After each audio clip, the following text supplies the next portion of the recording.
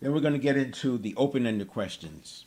And again, these are just giving you an idea. You're going to have to work through it yourself. I recommend getting with your team and struggling with it, but come up with some really good questions that everybody aligns on and that you can use repeatedly. What's most important to you when choosing a new vehicle? So this is a very broad, top of the funnel question that I'm going to use to start narrowing it down. And remember, we don't want to get stuck in rapport land. We want to move through these questions. Now, how do you typically use your car during the week? So here I'm looking for, is this a commuting situation?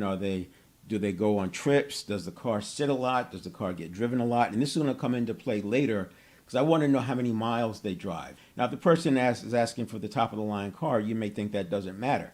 And maybe it doesn't, but I would like to check. And that's just an example of why some of these questions are the way they are. And I wanted to paint the picture of how we move down that funnel. But we're in control. We know our product, we know our service, and we're asking questions not willy-nilly. We're asking them on a track or a path.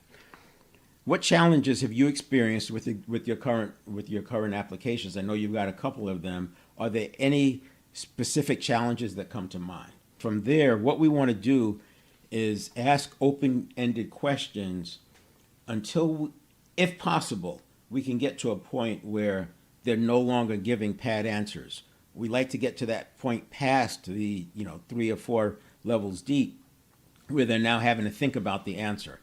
If you don't get there in the open-ended questions, that's okay. We're going to get there with the either or, and that's what comes next. So the either or it makes the conversation more succinct, and it gives us more control because we're framing with the either or, and then they're answering. We're not having to listen to a 5-minute response to an open-ended question. And it also creates commitment because we're framing the either or question.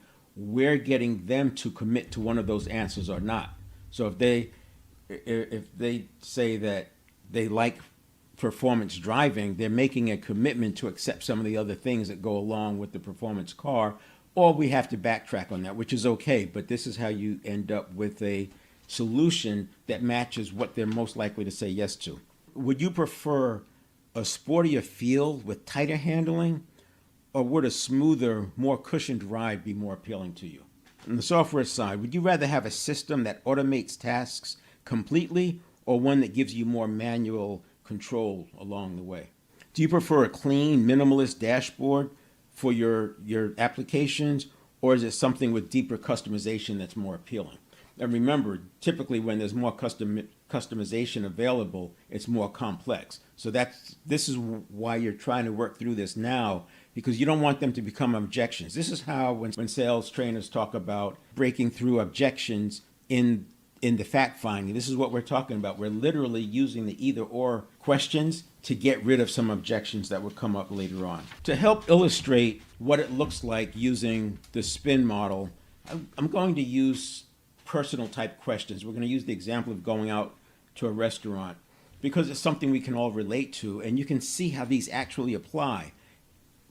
And we're going to start with open-ended questions, then we're going to go into either or, and then we're going to go into the implication. What kind of food are you in the mood for tonight? Obviously open-ended, right? When was the last time we tried something new for dinner? Then you're going to slip into either or.